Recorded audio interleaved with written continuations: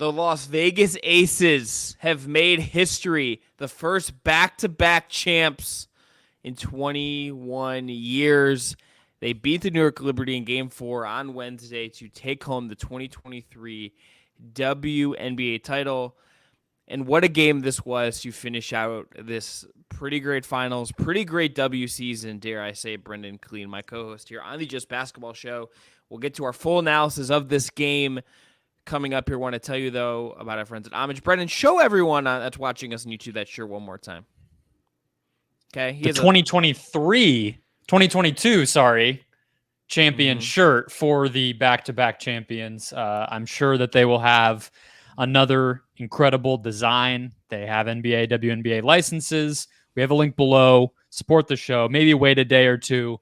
Click that link. Get your own 2023 updated merch because this team did it again. They did.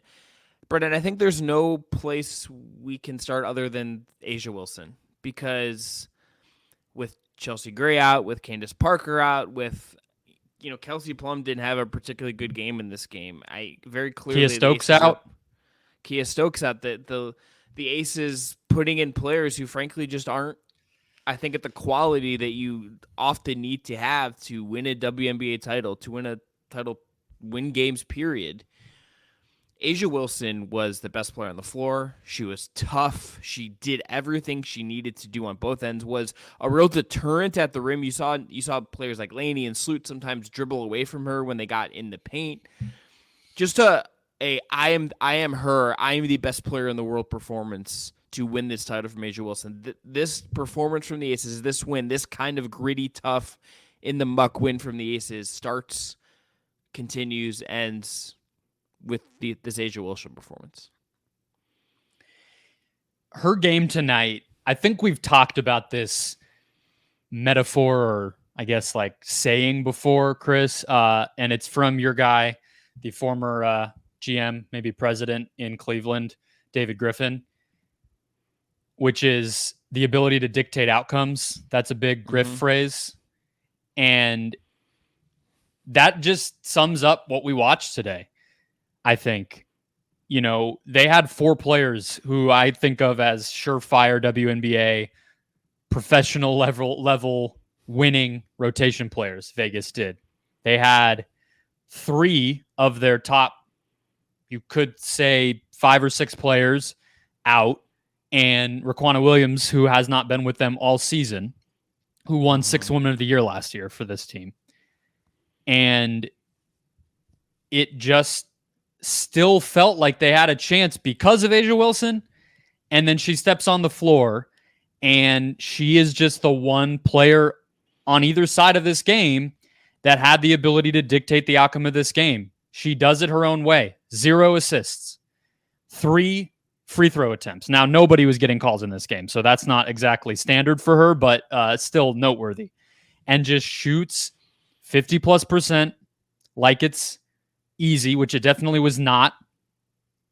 Bodies players bigger than her, makes shots that you're not even sure how she's getting off, and just uses sheer force of will in a way that it's one thing to be able to do it. It's another thing to even be good enough that it's on the table. And I think that's kind of what I'm getting at here, is that she is unique and special enough that she even has the chance to put on a performance like this. And then she did it on the road to win the second championship in a row for this team, which, as you mentioned, sounds normal because it happens a lot in sports. It doesn't really happen in this sport with a hard cap and a whole bunch of personnel bullshit that teams have to deal with. They did it, and it's because of her. Here's her final stat line. 39 minutes, was on the floor essentially the whole game. 24 points, 11 to 21 from the field. 16 boards, all on the defensive end. A steal, a block. Dominant. I mean, everything you needed her to do from the first bucket, Brendan, which was just her setting a tone. I don't always believe in like the tone setting thing because sometimes I think it's overhyped.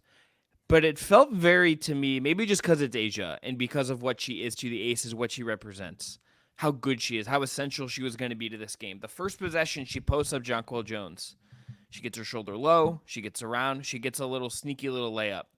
That is, if you just watch it skill for skill, it's something that not just WNBA players, but NBA players that play in the post should be watching to steal how she did that against a very strong, very stout, very, very good rim protector in Jonquel Jones, who has had some success defending Asia in this series, in this season. She does that, and it's, you know what you're getting into with her the rest of the night. There was not going to be a 9-point Asia Wilson night where she was ineffective and struggled. She just was there for every single bit of this the whole way, dominating this, setting the tone. And it's not exactly fair to just compare them 1-to-1. I think there will probably be some discourse about this, but if you look at what she did versus what Breanna Stewart did not do, that's one way you could look at this game and say Asia Wilson on the biggest stage showed up, and Breanna Stewart just missed an open three late in this game that would have been huge, and just then didn't get a look off at the end of this game. Well, and I think that's the flip side of what I was maybe talking around with that dictating outcomes point, right? It's like there are probably two players in this series who qualify for that descriptor, and Stewie is the other one. And especially with how you could feel the kind of vibe of this game early, both teams missing layups, both teams turning the ball over, both teams missing open threes. And it just became pretty clear it was going to have to be, especially on the offensive end, about who can do that, who can create, who can make something out of nothing. And Stewie couldn't, and Asia could. And that really is what it came down to. I mean, that's in a 1-point game with two super teams and all-star talent filling both sides of the floor. Like that's what it is. And it's just crazy to think that that's even possible, because did Asia take an open shot all night? Maybe like one. Like I'd have to go back and look at them, but it feels a couple of her jumpers, maybe some transition stuff, right? But it wasn't easy. There's nothing about this game from the Aces for her, for Jackie Young, for anybody that stepped up and was big in this game. Alicia Clark, who is phenomenal, and also gave, credit to Holly Rowe for the interview, but like the post game interview with Alicia Clark that we watched before the start of recording was incredibly touching and moving. Mm-hmm. But nothing for this Aces team in this game nothing was easy. Like, as much as I think there's a way we can and should talk about this game, Brendan, where the Liberty, I think, should be kind of mad at themselves. Yeah. The Aces, the Aces defensive scheme, Becky Hammond's coaching job, and everything they did allowed them to get through a game that was never easy for them. Nothing about this win, nothing about closing out this title was easy for them. Yeah, let's maybe finish the Aces side, jump to the Liberty, and then, maybe zoom out at the end, because I do have some other things about Vegas. Like, it definitely can be 90% about one thing, but it's not just Asia, right? So, like, you mentioned Alicia Clark. Probably the best, 10-8 game that you're going to see, she was guarding Stewie. So we should just point out that she, who is 4 inches or at least a few inches shorter than Stewie, had that matchup all night and owned it, including late in that game on the final possession. And between her and Jackie Young guarding way bigger than they are, that was a huge part of how this Aces defense stepped up too. If the offense pretty much ended up being Asia, the defense in large part was those two, and then Asia as a last line of defense rim protector. Jonquel Jones did basically nothing on offense in this game. Stewie was held in check, as we've said multiple times now, and a lot of the time, whether it was off switches or just straight up, it was Clark and Young, who are wings, guarding the two biggest players on the court on either team.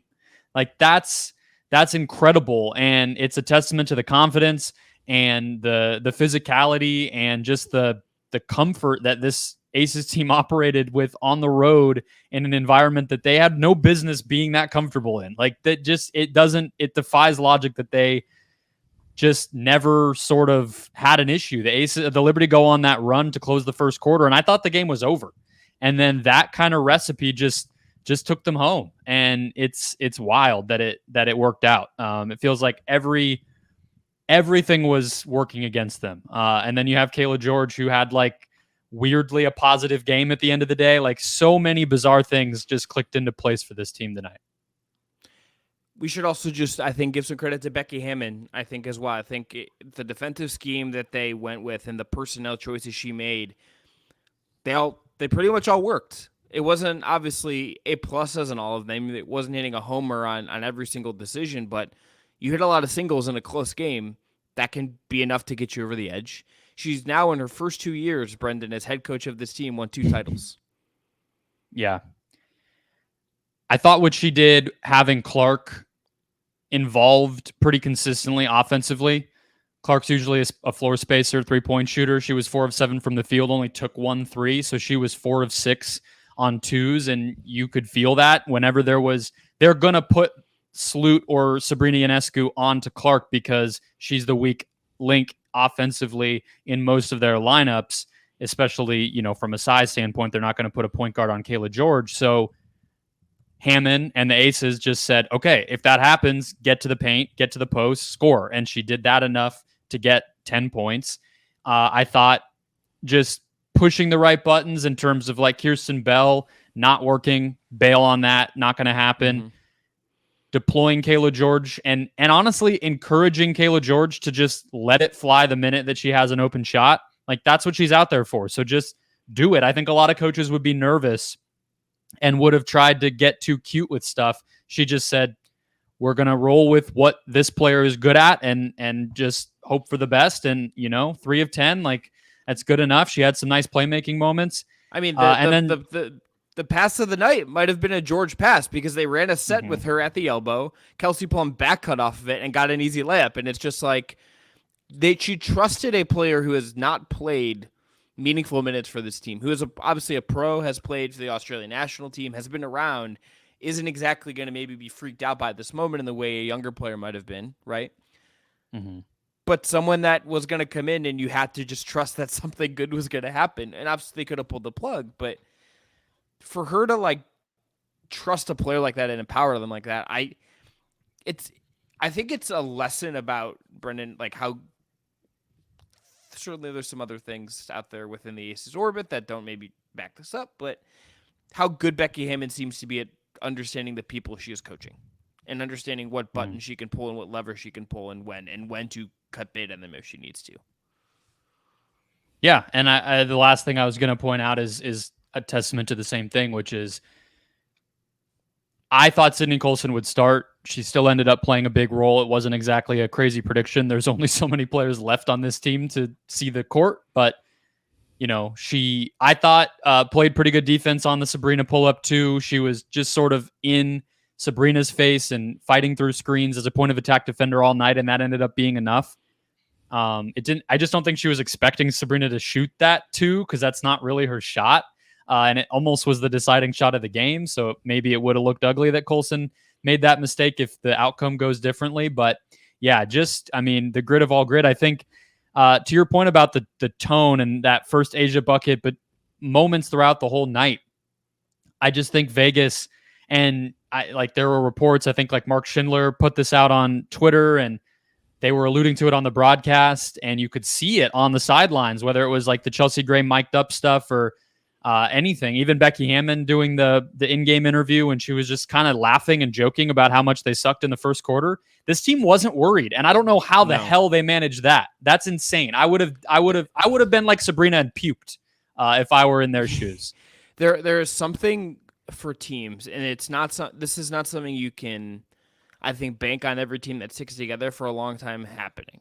It doesn't happen with every great team. But there are teams and organizational cultures in sports, and I think in basketball, if you think of recent memory, it's the Aces, it's the Heat, it's it's the LeBron Cavs right before until it's those Warriors teams.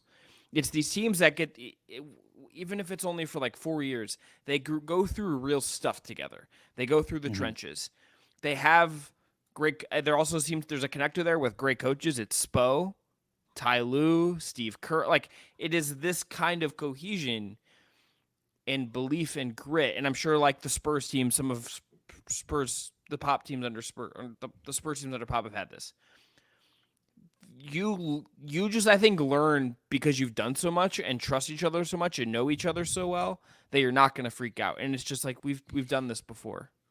We understand this. We're here. We can take these punches. You're not fazed by this. Whereas I'm not saying the Liberty can't. They didn't flounder, I think, 100%, right? But I think if you had to tell me which team came into Game 4 a little more composed, I think it was pretty clearly the Aces, and that's not the top reason they won, but that composure, that understanding that they can take punches and wade through them and just keep making run after run after run, and then didn't freak out at the end of the game either when the Liberty had their run, when the crowd got loud and that could have been a moment that overwhelmed them. It didn't, and they won and played absolutely lockdown defense in that last possession. For sure. And it speaks to something we talked about in the last segment or the last episode when we were breaking down Game 3 was this team has faced different versions of itself. They've had to make adjustments. We think of them as this behemoth sort of juggernaut now, but Asia was drafted in 2018. They were a losing team that year. They lost in the semis in 2019 to the eventual champions. They lost in the finals. They got swept in the finals by Stewie, Alicia Clark, and the Storm in the bubble. 2021, they lost in the first round and got frankly embarrassed by a ill-fitting Phoenix Mercury team that I had no idea I was about to be covering the WNBA Finals that year, Chris. This team has lost and has been frustrated and had to fire a coach and their GM is now a different person, and they brought Chelsea Gray in, and they've evolved. The De'Erica Hamby thing, which you were alluding to, is a big shift, even setting aside the scandal side of it, basketball-wise. They had to play big this year. All these things where they did have answers, and I think that absolutely matters in a moment like this where it's holy shit, we don't have 5 of our players. What are we going to do here? Okay, well, we've kind of been here before. So now, Brandon, they're having fun. I flipped open X real quick to see if there had any comments from the Liberty or any other things we missed from the post game. And Sydney Colson in front of the Barclays Center, where there's still some people left. This is from front of the program, Lucas Kaplan. I got 2 words to say: night night, and they did the night night celebration, which Sabrina has done this year. Mm-hmm. Honestly, I love it. I love the petty. It's great. I just love that they how did they become a little bit of a scrappy underdog team? How did the Liberty and the whole league allow the best team to also with 3 number 1 overall under its ass with 3 number 1 overall picks on it, and I think the best player in the world. I think we can just give Asia that crown now. I think it's hers. Yes. That's another level. To be so kind of cocky or whatever the MVP race, the injuries and doubt and whatever it contributed to it. Somehow they get out there and it's they're playing with a whole bunch behind them that they don't even need. I would have watched out for that if I was any opponent that they face, but I guess we can probably move to the Liberty now on that note. Do we want to start positive, negative, confusing? I think we have to start negative/confusing because I think the story of this game from the Liberty perspective is that their offense was, on the whole, despite some moments, despite a Courtney Vandersloot game that could, in another world, we're talking about how Courtney Vandersloot's 4 of 8 night from 3 carried them over and gave them a chance to win Game 5 and win the series. Well, certainly if she makes that final shot, it's the Courtney Vandersloot game. Yeah. Do you want to start with? She had a chance. Do you want to start with that? And is there anything you have to say about how they managed that end of game before we kind of move to some of the more macro stuff that I think cost them here? I think it was fine. I think the botched inbounds pass and kind of slipperiness of Stewie catching it in the first place was what really ended up screwing them there. But the wherewithal to move the ball and still get an open corner three. Like, I mean, yes, it's Courtney Vandersloot, but as you just pointed out, she was pretty hot all night. So I think it's kind of fine. Personally, I don't know if you had an issue with it. No, I mean, I think there's a world where you can have some qualms with it. I think certainly maybe I maybe would have called the timeout sooner than they did, because maybe just give yourself a little bit more time there. But it just I think those things are.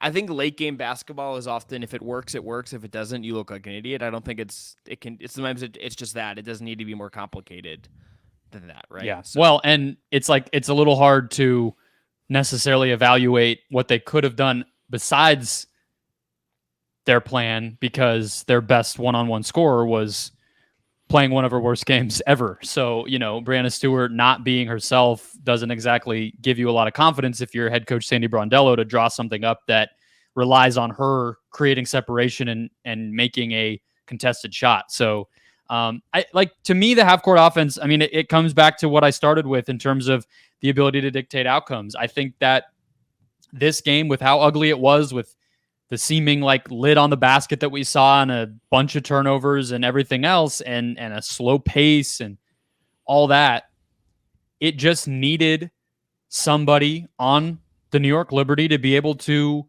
beat their matchup consistently, whether that was Jones against smaller players on switches, whether that was Sabrina, off ball or in a second side action, or of course Stewie.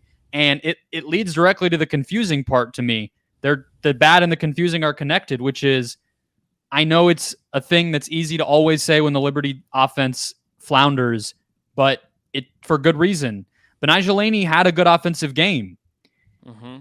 When she had the ball in space and she was guarded by weaker players all night, good things happened.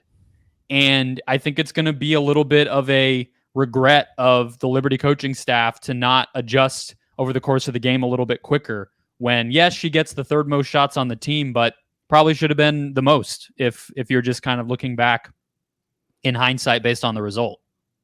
Yeah, some of the easiest buckets the Liberty got all game were Laney driving against a smaller defender and getting inside and kind of dominating those spots. And certainly I think at times you saw her pass back out just because of A'ja Wilson, because she has that effect on opposing players, and you're going to get a little spooked.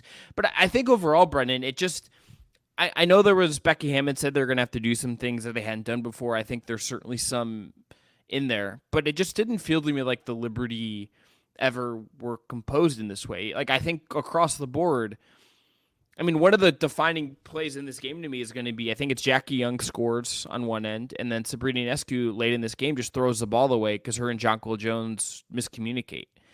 And if you're here and you're that late in the game, that kind of stuff just can't happen. That kind of mistake speaks to a team that was never in an offensive rhythm the entire game, that was, for whatever reason, whether it's because Stewie just wasn't cooking for them and that was getting there, whether the moment got to them a little bit. No one looked comfortable on offense for much of this game from the Liberty, and that caught me off guard, if I'm being honest. I expected them in this game to, I think, look a little bit better defensively, and I think they played an all right defensive performance for the most part. But I thought the offense would still be pretty good, and no, even if Stewie had an off night, like she's had a bunch of them in the last month, Laney, Ionescu, Vandersloot, Johannes, who was completely erratic and unplayable in this game, got abused by A'ja Wilson as well defensively. No one on this team that you would expect to be a positive offensive player gave you anything. It was kind of shocking for the amount of offensive talent they have, if I'm being entirely honest about it. Yeah, it was.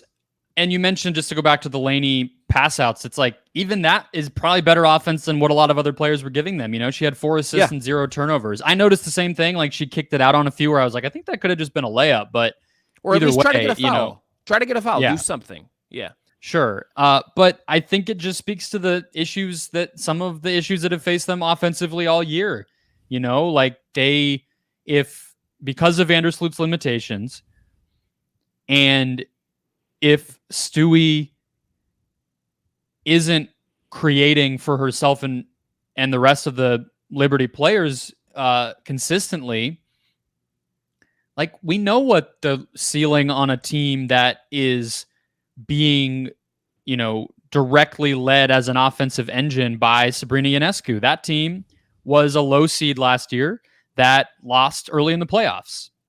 I know the talent around that is better, but that's not what her role is designed to be. She had the same amount of turnovers as assists tonight, and that's not going to be what makes them their best. So it is a lot of offensive talent, but if the primary drivers of the offense are not themselves or have disadvantages, then yeah, I mean you're still going to be kind of screwed. So maybe I'm not going to sit here and pretend like there was some sort of 30-point 10 assist game for Laney sitting there. If they just went to her more, like that would probably be a little bit disingenuous. But I think this game could have been a much more comfortable win for them if they switched around based on what wasn't working. And then, yeah, they didn't get any of the little icing stuff. No Johannes points, nothing really in terms of putbacks, only 4 offensive rebounds for Jones. Some of those little things just weren't there for them either. And that all adds up. That's why they only scored in the 60s.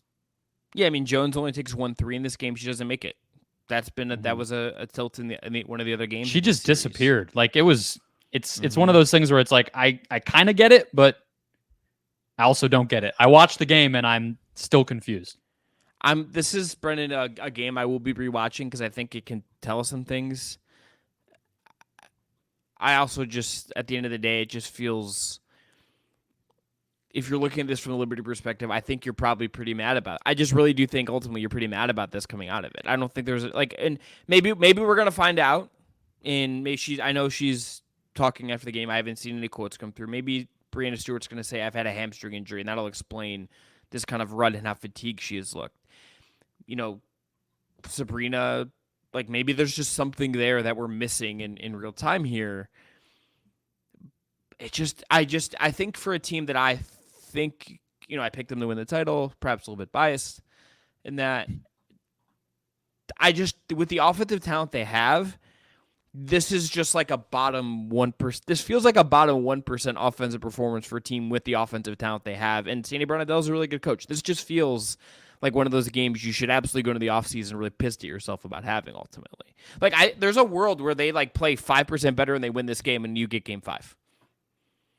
Yeah, I think if they play a little better, they win by double digits. Like this game defies logic for all the reasons. I mean, we've been explaining what happened, but also I think acknowledging that it was not fluky, but definitely a massive surprise and upset. And of course you should be upset. The Liberty, I just flipped over to the team stats because I was trying to dig into the numbers a little bit more.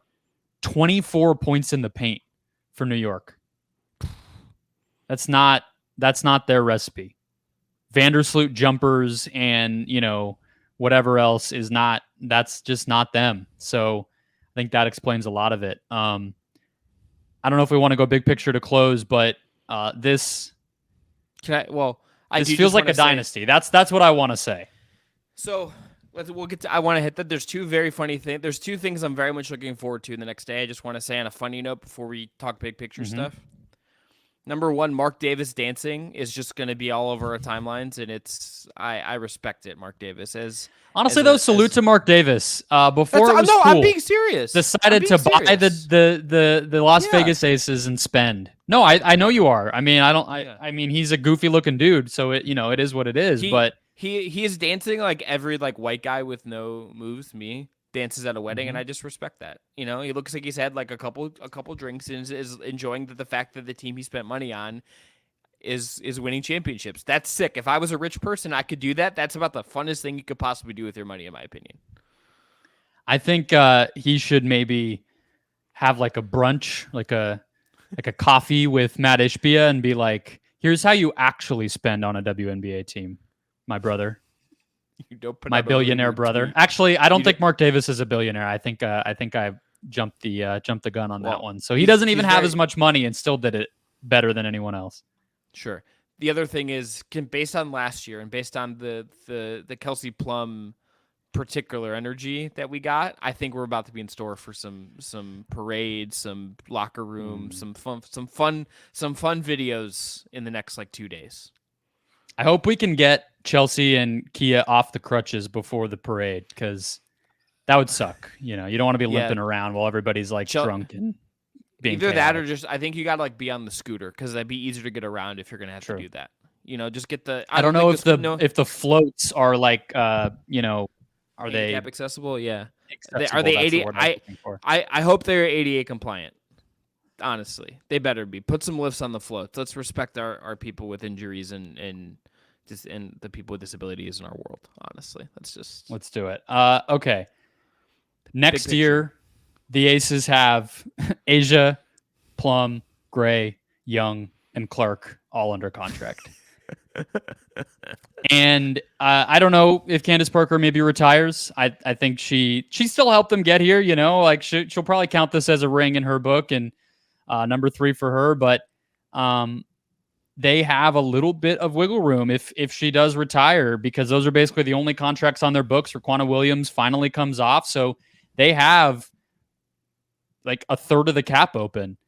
And we know that they're not really afraid of giving some, you know, ownership equity or, you know, a nice penthouse apartment in Vegas or whatever under the table shit they need to give out, Chris. They demonstrated that to us. So speaking of Mark Davis, maybe he has like some nice tickets to the Adele concert series, or I don't know. Maybe he has a nice relationship with any number of the casinos. I don't know what kind of under the table stuff he was giving out, but he got 2 legends to take pay discounts in Alicia Clark and Candace Parker. I would not be surprised if we see something similar. So this team is not slowing down. No, I mean, I think when you have the upper end talent that they have, particularly Asia Wilson, Kelsey Plum, and Jackie Young are all on the right age curve, for one. I mean, not that Chelsea Gray is like old and washed by any means, but you have players still, in theory, like on the come up age-wise. You're in a really great position. They'll be the betting favorites and should be the betting favorites no matter what they do in the offseason to win the title next year. They should be, I think, the de facto pick to win the title next year, barring other things. Like, they're going to be really good. There's just kind of no way that this doesn't keep rolling along to some degree. There will be obstacles. There will be challenges. The Candace Parker thing will be fascinating because I think there's a world where they could say, let's just bring her back and you could be fine with that. But there's also probably room to kind of evolve the roster in a way you maybe need to. That's hard to do in the W. There is a Candace Parker documentary, I believe, coming out on ESPN Plus in a couple weeks. Maybe that'll offer us some insights. That feels like a very strategically timed release for that to me to some degree. Maybe she announces it's over with that. We don't know. And is she someone who wants her last year to be, hey, I got hurt and couldn't play? Yeah, you know? But I mean, at that age, it's like next year could also be, hey, I got hurt. Yeah. It's tough, you know? Yeah. It is going to be interesting. And, you know, we can definitely send her off with a nice segment or two if and when that happens, but they're set up for success. On the Liberty side, this season was a success, and I don't feel any differently about whether Jonquel Jones and or Breanna Stewart come back as a result of what we saw. It sucks to lose, but this was year 1 of an experiment. They're going to be more comfortable in year 2. They also have a little bit of wiggle room to tinker. They have the Stephanie Dolson contract coming off the books. They could trade somebody like Kayla Thornton if they want to. Niara Sabali, maybe she's a little more ready to play next year. They'll be able to get better also, and they'll just have more chemistry. So I think both of those superstar bigs come back, and this team pretty much picks up where it left off. Yeah, you wonder how much Vandersloot has left in the tank as well. I think there's for this team to really, I think, hit its peak, Brendan. I do think you're going to have to see Breanna Stewart hit another level. I think another year of improvement for her is going to be one of the biggest things to watch in the W next year.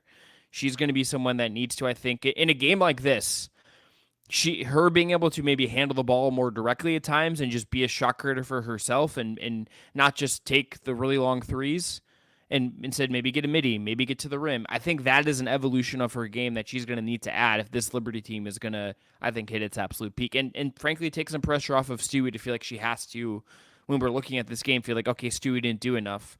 I think Sabrina, as a former top pick, as someone I think that is incredibly talented and still growing, that's the next evolution for her. I think that's, you watch the series, you watch the season, that's staring her in the face and us in the face as analysts and saying that's where she needs to get better. I think, especially as Vandersloot gets older, especially as if other things change. I mean, I think Yeah, that's got to be priority number one for her as she grows. definitely. Vandersloot is about to turn 35 and is only under contract for next year. You could see her retiring. Her longtime teammate and wife retired, or hasn't technically retired, but is done. So it's nearing the end, and One beyond that, one more Sabrina run is going for to Allie have to Quig, be the point guard for this team. which is one more run for Allie Quigley next year with the Liberty. She comes back and just Low key trust her more than Marine Johannes, so go for it. Just because she would shoot a bunch of threes and stick them, and that might have been useful. And just like stand in one spot and catch and shoot. Not always the whole circus that Marine sometimes brings. So yeah, no, I don't think Allie Quigley is going to play next year, but I think this is getting to the end of the line for Sloot one way or another. And Sabrina, the ball's going to end up back in her hands, and I think Laney's development will help that too. But this team's going to continue to evolve. But for next year, I think they basically have their core. As long as Stewie and Jones do come back, like they're going to be right there in terms of the odds and everything else again. And I think it's going to be a similar year next year of like who can beat these two. Yeah, if you're going to say today, are we getting round 2 next October? Would you lean yes to it if I'm asking you right now, and I am? I think both teams are just so they're not just star-powered teams, right? Like I think that's part of what we've learned about both is they have real strengths, whether it's the size and physicality of the Liberty or the things we just harped on about the Aces. That's what makes me feel it more even than just the talent. So yes, I think it probably will be. And the other part of why is the WNBA free agency pool got drained quite a bit because so many players, including Sabrina, agreed to extensions throughout the year. And so there's really not a lot of difference makers, again, assuming Stewie and Jones come back here, that would sway another team to vault up into this kind of tier. So yeah, I think it's going to be more of the same. We're already getting videos of the Aces with the champagne there. Kelsey Plum has got the boombox back. Oh, we're so ready. I'm ready for this, Brendan. This is great. She's running up during the press conference to everyone else. The goggles that are ostensibly for like snowboarding or skiing, but are really to keep champagne out of your eyes. She's got that. She's got a bottle in her hand. She's got the boombox. It's going to be a good time. They're going to enjoy ready this, for the parade. The parade will be going to be fun. Let me one last question before we go.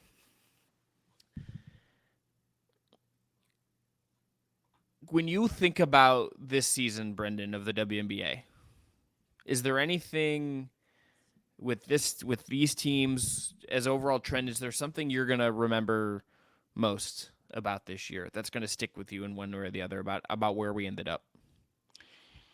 It's a hard thing with this league to not always go to the biggest possible picture, but I guess I will just say, we don't talk about a lot of this type of stuff on the show, but the ratings have been killer for this series. These teams, I think, whether it's all the celebrities showing up for these Liberty games or just the attention, the chatter, it's like, with all due respect to the other 10 markets, like it's better for this league if they do face off again. I think the real series that put the WNBA back on the map after a rough patch for this league, was when Chelsea Gray and the Los Angeles Sparks, and Candace Parker, of course, there too, faced the Minnesota Lynx over and over and over in the finals. Like that's when I started to care about this league, like 8 years ago. And I think it helps. I mean, the LeBron versus Warriors stuff, like NBA pundits got tired of it and started making Cleveland jokes, but that was the best ratings the finals have gotten since like Shaq and Kobe were on TV, right? People started people started picking like the Hawks, and it's like people are going to pick like the Sun next year, and it's like, guys, we don't have to do this. Yeah, so look, like if people are caring and people are tuned in and people are excited, and this dual dynasty rivalry thing, super team buzz and all that stuff like carries over, then that's what I think I'll remember this season for, and I think we're on track to carry that over. That's my same thought as well. And I think if you look at what is coming, and You have Caitlin Clark playing in a football stadium in Iowa and selling it out. I texted this to you and our friend from Just Baseball, Aram, that in Caitlin Clark's going to play in Columbus in, I think, January. Tickets went on sale. I didn't realize it went on sale, so I would have got myself in the situation. But they were like $19 face value. They're now selling anywhere between $97 and like $120, depending on what app you're using. The ratings are great.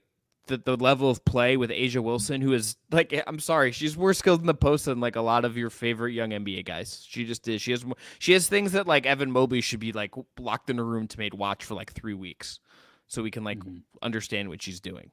DeAndre Ayton should be like watching like how Asia Wilson moves her feet. Okay. No, he's already dominating, man. You just don't dominate. Yeah, okay. But this is a moment where this is going to keep getting bigger. This rivalry, the environment you're seeing at Barclays is amazing for the league. It's amazing for the eyeballs on these women. Mm-hmm.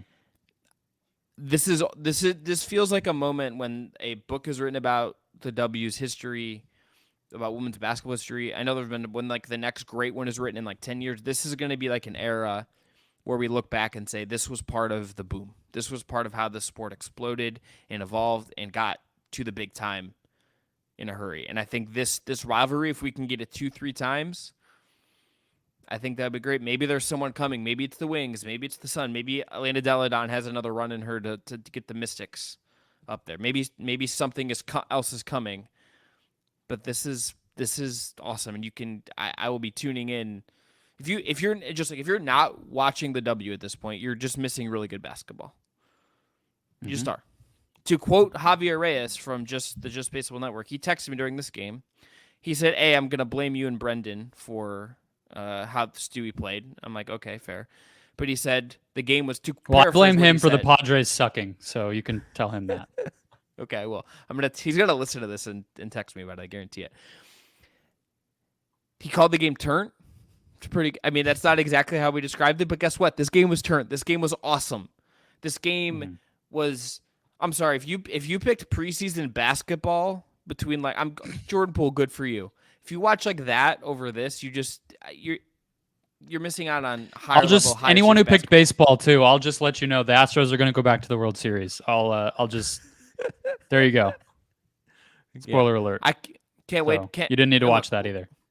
WNBA lottery is coming. The women's college season is coming. Yeah, college season. I mean, that's the thing, right? Like we're going to pair next year potentially another fucking awesome college season, and then who knows which players declare, which players stay, but an all-time rookie class, potentially 2 in a row, atop these vet teams that are killing it. Like it's all on the upswing, and it's super exciting.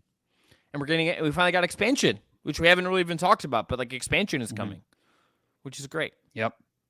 Yeah, and it's not a coincidence that these two teams, they didn't just accidentally become super teams. They're both owned by owners who care, and you're going to get more of those, and there will be more super teams. So it's a great time.